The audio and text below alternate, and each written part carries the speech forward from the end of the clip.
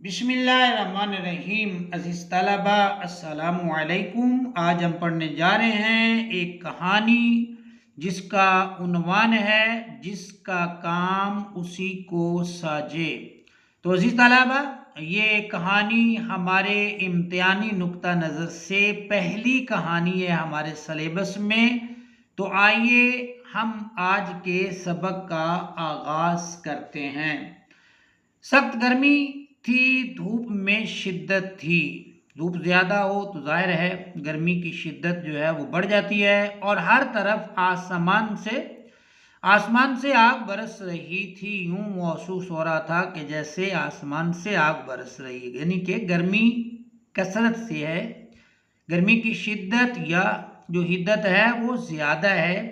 एक बड़े जंगल के किनारे, जंगल है बड़ा है और उसके किनारे एक बहुत बड़ा पीपल का दरख्त खड़ा था।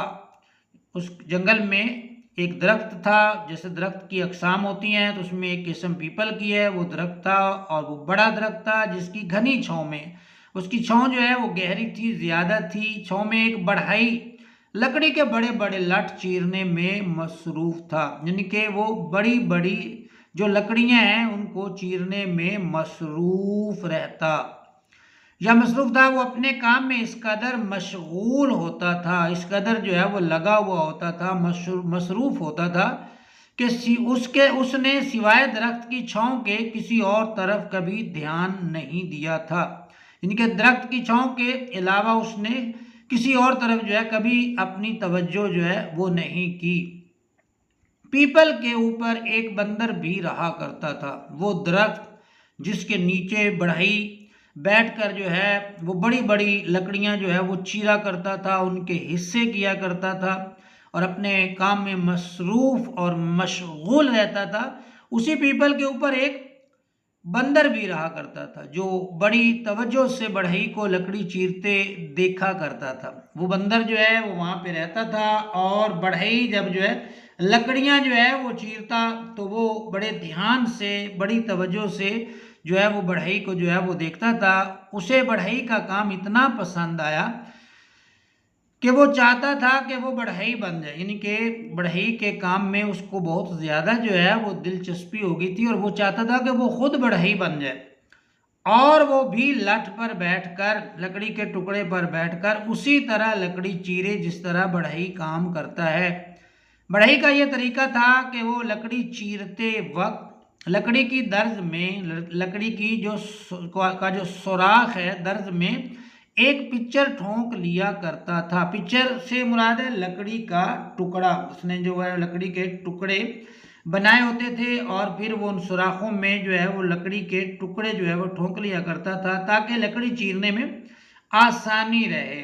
यानी कि जब वो आरी वगैरह चलाता था तो वो जहाँ से आरी एक मर्तबा गुजर जाती थी तो वहाँ वो लकड़ी के टुकड़े जो है उसमें फंसा देता था, ठोंक देता था ताकि आगे जो है आरी चलाने में या लकड़ी चीरने में आसानी रहे। बंदर ये सारा काम देखता और मौका की तलाश में रहने लगा। बंदर ने जो है वो ये सारा काम देखा और इस तलाश में रहा कि कभी उसको भी मौका मिले तो वो ये काम करके दिखाए।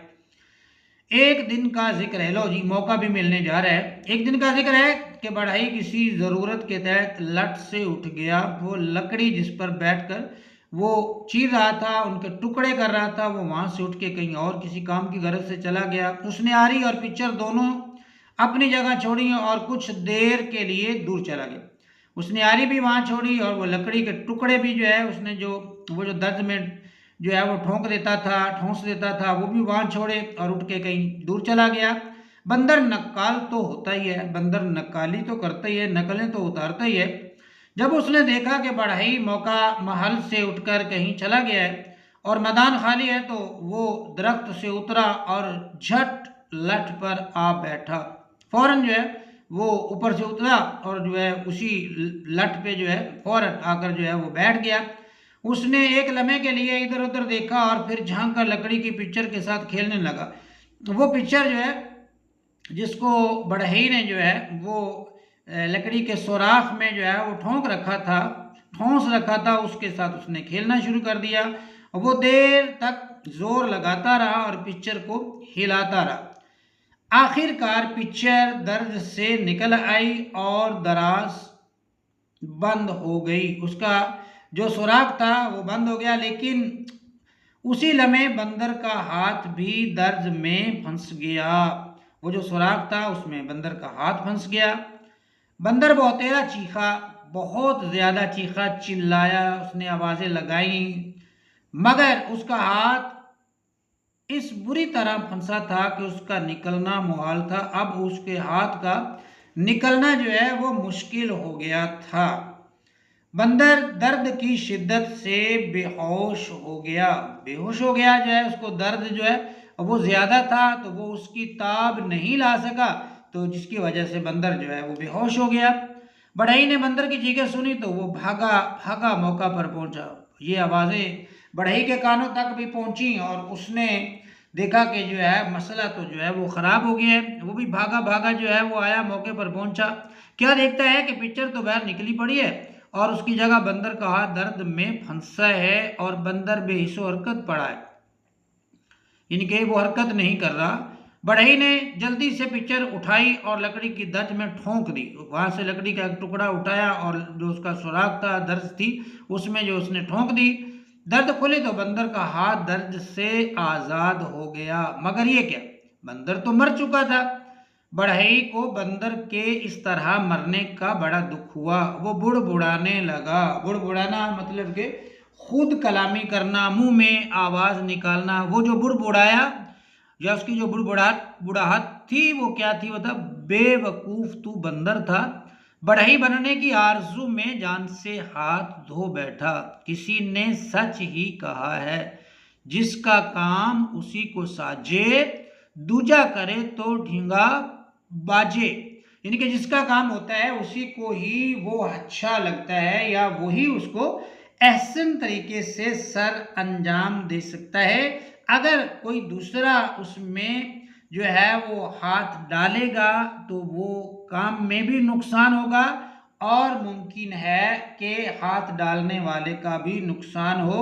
جس طرح بندر کا کام لکڑی چیرنا نہیں تھا، لکڑی کے لٹ چیرنا نہیں تھا، اور اس نے جو ہے وہ خواہ مخواہ دوسرے کام میں ہاتھ ڈالا، تو ہاتھ تو کیا، وہ اپنی جان سے بھی ہاتھ دھو بیٹھا۔ تو عزیز طلبہ، یہ تھی ہماری آج کی کہانی، ہمارا آج کا سبق، جس کا عنوان تھا جس کا کام اسی کو ساجے۔